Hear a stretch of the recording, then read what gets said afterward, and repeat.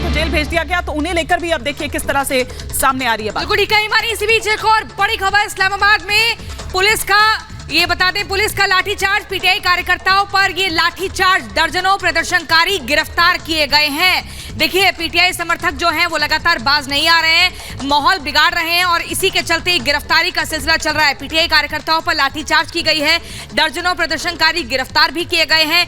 दूसरी तरफ पाकिस्तान की सरकार, शहबाज सरकार की कैबिनेट मीटिंग चल रही है, जिस तरीके से हिंसात्मक माहौल देखा गया और जमकर तोड़फोड़ की गई, इसको लेकर अब एक ठोस रणनीति देखना होगा कि इसके बाद क्या कुछ अगला कदम होता है। लेकिन वही पीटीआई समर्थक निगाहें थाम कर एकदम बैठे हुए, निगाहें लगाकर बैठे हुए हैं कि जमानत मिलती है या नहीं, उसके बाद उसी हिसाब से उनका अगला कदम होगा।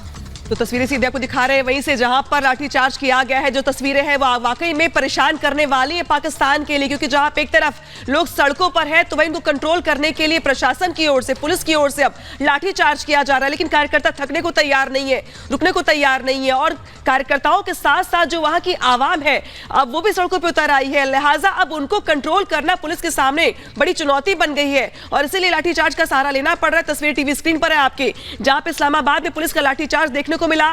लोगों को तीतर बीतर करने के लिए पुलिस को वहां पे लाठियां भाजनी पड़ी। हालात वहां पर ऐसे पैदा हो गए जहां पे जगह जगह पर आगजनी की जा रही है, तोड़फोड़ की जा रही है। लोग सुनने को तैयार नहीं है, उनको कंट्रोल करने के लिए लाठीचार्ज करना पड़ रहा है। तो ये तस्वीरें हैं जहां पे देख रहे टीवी स्क्रीन पर अपने आप, जहां पे इस्लामाबाद में पुलिस का लाठीचार्ज हुआ है, साथ ही साथ आंसू गैस के गोले छोड़े गए लोगों को वहां से तीतर बीतर करने के लिए। लेकिन पाकिस्तान की आवाम आज दिखाई दे रही है इमरान खान के साथ। लिहाजा चूंकि शहबाज सरकार को इस बात का अंदाजा नहीं था कि हालात इतने बिगड़ जाएंगे, लोगों को कंट्रोल करना इतना ज्यादा मुश्किल होगा।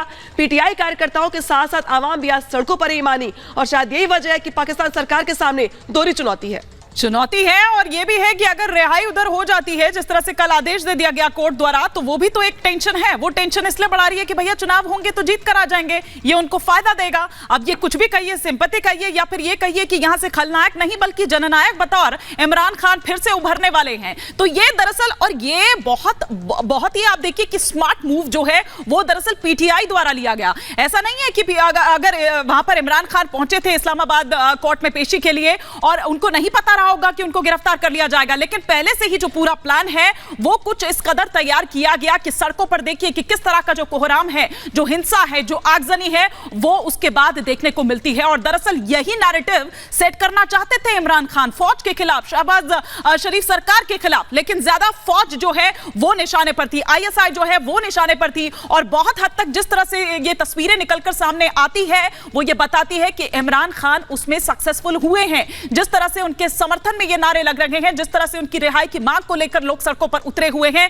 वो ये बात बता रही है प्रियंका। और यही कारण है कि माथे पर शिकन ये बढ़ा रही है, क्योंकि फौज के खिलाफ आज तक पाकिस्तान के इतिहास में ऐसा नहीं हुआ है। बिल्कुल हिमानी, बहुत ही महत्वपूर्ण बात आपने कही कि इमरान यहाँ पर खलनायक नहीं बल्कि जननायक के तौर पर उभरेंगे। उनका कद और यहाँ पर बढ़ता हुआ दिख रहा है और जैसे ही जमानत मिल जाती है, देखिए बार बार इन बातों का, इन मुख्य बिंदुओं का जिक्र हो रहा है। अगर जमानत नहीं मिली तो फिर हिंसात्मक माहौल एक बार फिर से बनेगा और अगर मिल गई तो फिर शहबाज सरकार पर बुरी तरीके से भारी पड़ेंगे इमरान खान और पीटीआई समर्थक। लेकिन इस बीच निगाहें टिकी हुई है कि आखिर कोर्ट की तरफ से क्या कुछ फैसला आता है। सुनवाई का समय 11:30 बजे का तय किया गया था, लेकिन जमानत पर अभी तक कोई तस्वीर साफ नहीं है।